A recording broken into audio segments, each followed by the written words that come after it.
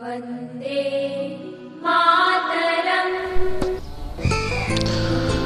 ॐ वन्दे बोधमयं नित्यं गुरुं शङ्कररूपिणं यमाश्रितो हि वक्रोऽपि चन्द्रः सर्वत्र वन्दते।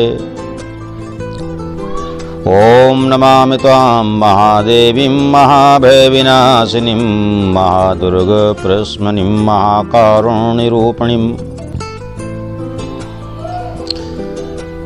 संसार में तीर्थों की विशेष महत्व है।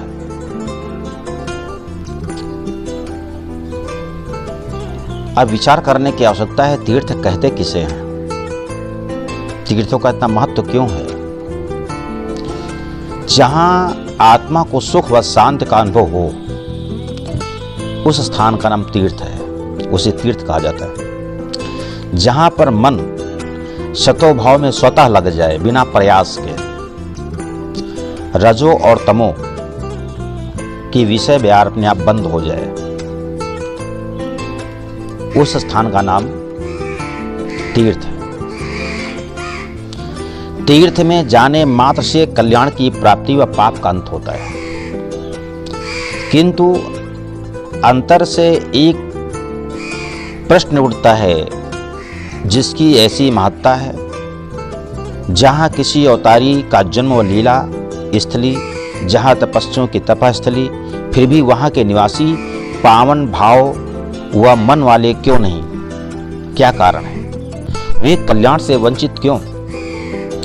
कभी कभी ऐसा भी देखने को मिला कि तीर्थ गया पुरुष जब वापस लौट कर आया तो आपत्तियों व विपत्तियों को बटोर लाया और अकल्याण को प्राप्त हुआ, विनाश को प्राप्त हुआ। ऐसी स्थिति में तीर्थ के प्रति अश्रद्धा होना स्वाभाविक है, किंतु सूर्य के प्रति श्रद्धा न होने से उसमें किसी प्रकार की कमी नहीं दर्शाती। न जाने कितने मानव उसके सहारे जीते हैं, धन्यवाद भी नहीं देते, प्रणाम पूजा भी कौन करेगा। सत्य है तुम्हारे में ही कमी है, तीर्थ का कोई दोष नहीं। ज्ञान के बिना तीर्थ भी विपरीत फल देने वाले हो जाते हैं। जैसे लोक प्रकाशक सूर्य उल्लू को अंधा बना विपरीत फल प्रदान करता है, जबकि सबको प्रकाश देता है, लेकिन उल्लू अंधा हो जाता है। इसमें सूर्य का क्या दोष? यदि तीर्थवासियों का मन अपवित्र तथा विचार दूषित होंगे तो तीर्थवास का विपरीत फल ही प्राप्त होगा। तन मन धन शुद्ध होने पर ही तीर्थ कल्याणकारी होते हैं। याद रहे, तीर्थ यात्रा के पूर्व मन को पावन बनाना चाहिए।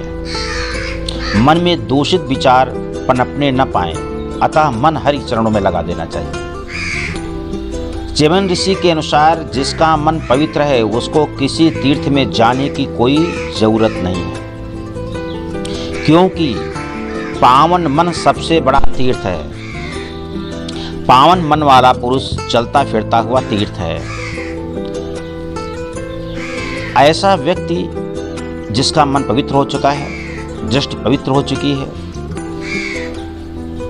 ऐसे पुरुष का चरणोदक गृहस्थ आश्रमों के घर को भी पवित्र कर देता है।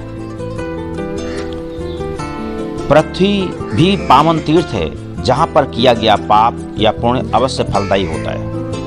पृथ्वी में भी कुछ विशेष स्थान ऐसे हैं जहां पर किया गया कर्म कोटि गुना फल प्रदान करता है। अतः बुद्धिमान मानव दिव्य पूर्ण कर्म करके अपने को देवयोनि में खड़ा कर लेते हैं, और मूर्ख मानव पापाचरण दुष्कर्मों से यह लोक तथा परलोक नष्ट कर लेते हैं। जिन्हें सुख शांति की कामना हो उन्हें पृथ्वी पर विशेष कर तीर्थों में पवित्र धन द्वारा दान यज्ञ उपवास करना चाहिए। किसी भी प्राणी को मनसा वाचा कर्मणा कष्ट न दें। यदि दूषित विचार आने लगे तो समझना चाहिए कि पाप आक्रमण कर रहा है, हरि की तुरंत ही याद करें। स्नान करती हुई या वस्त्र बदलती हुई नारियों को न निहारें। दूषित चित्त वाले पिशाच मानवों पर तीर्थ के देवता रुष्ट होकर उनका सुख सौभाग्य नष्ट कर देते हैं। तीर्थ के प्रति श्रद्धा न होना समस्त पापों को निमंत्रण देना है। गंगा के पावन जल में मछलियां दिन रात गोते लगाती हैं। तीर्थवासी दिन रात तीर्थ देवों के पास रहते हैं। वे जैसे के तैसे, इसलिए कि उनको गंगा का महत्व पता नहीं। अतः पाप में मती होने के कारण कोट कोट गुना नरक फल भोगते रहते हैं। वैसे संसार में ऐसा कोई क्षेत्र नहीं जहां पर तीर्थ स्थान न हो, पवित्र स्थान न हो। इस ब्रह्मांड का प्रथम जो दिव्य तीर्थ रहा वो पुष्कर रहा, वही भारत में है, राजस्थान में। भूमंडल का प्रथम तीर्थ ब्रह्मावर्त हुआ। इसके अतिरिक्त ब्रह्मा ने ऋषियों को तपस्या के लिए नैमिषारण्य तीर्थ के लिए सुझाव दिया, जहां पर कलयुग की बाधा प्रवेश नहीं करती। ये अनेकों तीर्थ हैं जहां वृंदावन में जाएं तो बिना प्रयास के ही मन आपका कृष्ण में, राधा में लग जाएगा। अयोध्या जाएंगे बिना प्रयास के मन आपका राम में लग जाएगा। जगन्नाथपुरी जाएंगे तो जगन्नाथ जी के चरणों में आपका मन लग जाएगा। द्वारकापुरी जाएंगे, द्वारका में आपका मन चरणों में कृष्ण के लग जाएगा। जिस भी हम तीर्थ स्थान जाते हैं वहाँ का जो अधिष्ठात्र देवता है वहाँ में अपने आप मेरा मन लग जाता है। मन सत्वगुण में स्थित हो जाता है, हृदय परम पवित्र हो जाता है। ऐसे सभी स्थान तीर्थ कहलाते हैं। लेकिन इन तीर्थों के अतिरिक्त सबसे बड़ा कोई अगर पावन तीर्थ संसार में है तो मन तीर्थ है। जिस प्राणी का मन पवित्र है उसको भी किसी तीर्थ में जाने की आवश्यकता नहीं। मन को पवित्र करने के लिए हम लोग तीर्थ जाते हैं, और यदि मन ही पवित्र नहीं है तो किसी भी तीर्थ में जाने का कोई फायदा नहीं। संत पुरुष जिसका मन पवित्र रहता है, सबसे प्रेम स्नेह करता है। सती स्त्री यदि पवित्र आचरण वाली नारी है कोई तो भी दिव्य तीर्थ है वो। गंगा में फिर गोता लगाने की आवश्यकता नहीं। ऐसी महिला को प्रणाम करने से, उसका सम्मान करने से, मंगलमय दृष्टि से निहारने से गंगा स्नान का पुण्य मिल जाता है। उसका नाम लेने से गंगा स्नान का पुण्य मिल जाता है। जैसे अरुंधति का नाम भगवान नारायण प्रातःकाल जब अपने सिंहासन से उठते हैं तो अरुंधति का नाम लेते हैं। जो अरुंधति करदम की पुत्री और वशिष्ठ महाराज की पत्नी। अरुंधति का 3 बार नाम लेने से गंगा स्नान का पुण्य मिलता है। श्रद्धा देवी का 3 बार नाम लेने से गंगा स्नान का पुण्य मिलता है। स्वाहा देवी का नाम लेने से गंगा स्नान का पुण्य मिलता है। ऐसी दिव्य पतिव्रता स्त्रियां हैं।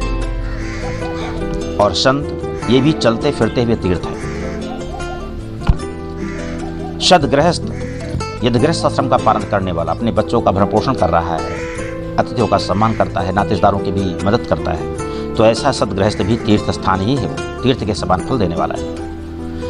गंगा, यमुना, सरस्वती आदि पावन सरिताओं के तट, पुष्कर, प्रयाग, मानसरोवर, हिमालय क्षेत्र, कैलाश क्षेत्र, बद्री क्षेत्र, शिव क्षेत्र, कामाख्या क्षेत्र, शक्ति क्षेत्र, वैष्णव क्षेत्र, त्रिकुटपुरी, परशुराम जी का महेंद्राचल, दुर्गा जी का विंध्याचल, गोवर्धन, कजरीवनाथ भारत के दिव्य महान दिव्य तीर्थ हैं, जहाँ पर मन अपने आप पवित्र हो जाता है, आत्मा को परम शांति की प्राप्ति होती है। लेकिन जितने भी तीर्थ हैं उन सब तीर्थों में मन तीर्थ को श्रेष्ठ बताया गया है।